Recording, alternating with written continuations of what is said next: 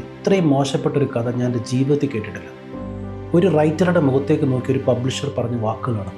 അന്ന് ആ പബ്ലിഷർ പറഞ്ഞ വാക്കുകൾ അതുപോലെ നടന്നിരുന്നെങ്കിൽ ഇന്ന് ലോകം മൊത്തം അറിയപ്പെടുന്ന കോടിക്കണക്കിന് ആളുകൾ നെഞ്ചിലേറ്റുന്ന ബിസിനസ് ലോകത്തെ തന്നെ ഏറ്റവും വലിയൊരു സാമ്രാജ്യം ഉണ്ടാകത്തില്ലായിരുന്നു.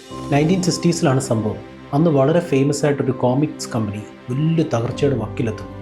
എതിരാളികൾ ശക്തമായ കഥാപാത്രങ്ങളുമായി മാർക്കറ്റ് കീഴടക്കുമ്പോൾ പിടിച്ചു നിൽക്കാൻ അവർക്ക് തികച്ചും വ്യത്യസ്തമായ ഒരു ആശയം വേണ്ടി വരും. അങ്ങനെ ഇരിക്കെയാണ് ഒരു റൈറ്റർ തൻ്റെ ബോസിൻ്റെ അടുത്തേക്ക് ഒരു പുതിയ ഹീറോയുടെ ആശയവുമായി ചെല്ലുന്നു. മാന്ത്രിക ശക്തികളോ സ്വന്തമായ ഒരു സമ്പാദ്യമോ വാടക എടുക്കാൻ പോലും കഷ്ടപ്പെടുന്ന ഒരു പാവം സാധാരണക്കാരൻ. കഥ കേട്ടതും ബോസ് ഉറക്കെ ചിരിച്ചു.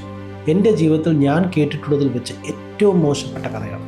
അങ്ങനെ ആ കഥ അവിടെ ക്രൂരമായി തള്ളിക്കളയും. പക്ഷേ ആ റൈറ്റർ വിട്ടുകൊടുക്കാൻ തയ്യാറാവുന്നില്ല. ആ സമയത്താണ് അവരുടെ നഷ്ടത്തിലായിരുന്ന ഒരു മാഗസിൻ പൂർണ്ണമായും അവസാനിപ്പിക്കാൻ അവർ തീരുമാനിക്കുന്നത്. അതിൻ്റെ അവസാനത്തെ എഡിഷനിൽ ആരും ശ്രദ്ധിക്കില്ല എന്ന ധൈര്യത്തിൽ അദ്ദേഹം ആ കഥ രഹസ്യമായി പ്രിന്റ് ചെയ്തു. എന്തായാലും മാഗസിൻ പൊട്ടിപ്പോവുകയല്ലേ, ഇതിപ്പോൾ വിജയിച്ചില്ലെങ്കിലും എന്താ എന്നായിരുന്നു ധൈര്യം. അങ്ങനെ 1962 ഓഗസ്റ്റിൽ ആ എഡിഷൻ പുറത്തിറങ്ങും. ഏതാനും മാസങ്ങൾക്ക് ശേഷം അതിൻ്റെ സെയിൽസ് കണക്കുകൾ വന്നപ്പോൾ ബോസ് ഉൾപ്പെടെ എല്ലാവരും ഞെട്ടുന്നു. അതെ, ആ കമ്പനിയുടെ ചരിത്രത്തിലെ തന്നെ ഏറ്റവും വലിയ ബെസ്റ്റ് സെല്ലറായിട്ട് മാറും.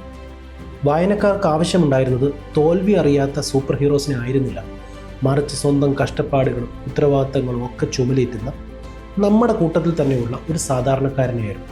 അന്ന് ആ എഴുത്തുകാരൻ സൃഷ്ടിച്ച ലോകം ഏറ്റവും മോശം കഥ എന്ന് മുദ്രകുത്തിയ ഇന്നും നമ്മൾ നെഞ്ചിലേറ്റുന്ന ആ കഥാപാത്രമായിരുന്നു പീറ്റർ പാർക്കർ എന്ന നമ്മുടെ സ്വന്തം സ്പൈഡർമാൻ.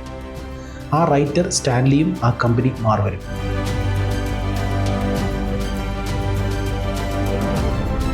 പലപ്പോഴും ഇത് തന്നെയല്ലേ നമ്മുടെ കരിയറിലും ജീവിതത്തിലും ഒക്കെ സംഭവിക്കുന്നു.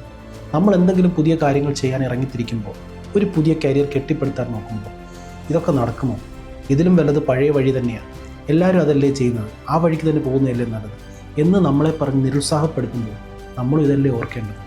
ഇന്ന് ലോകം ആഘോഷിക്കുന്ന മിക്ക വലിയ വിജയങ്ങളും ഒരിക്കൽ ആരോ ഒരാൾ ഇതൊരു മോശം ആശയമാണ് എന്ന് പറഞ്ഞ് തള്ളിക്കളഞ്ഞുകയാണ്. നിങ്ങളുടെ വിഷൻ മറ്റുള്ളവർക്ക് മനസ്സിലായില്ല എന്നതുകൊണ്ട് നിങ്ങളുടെ ആശയം തെറ്റാകുന്നില്ല. ആരും കൂടെയില്ലെങ്കിലും സ്വന്തം വഴി വെട്ടിത്തെളിക്കാനുള്ള ധൈര്യമാണ് ഒരു സാധാരണക്കാരനെ സ്വന്തം ജീവിതത്തിലെ ഹീറോ ആക്കി മാറ്റുന്നത്, സ്പൈഡർമാനെ പോലെ.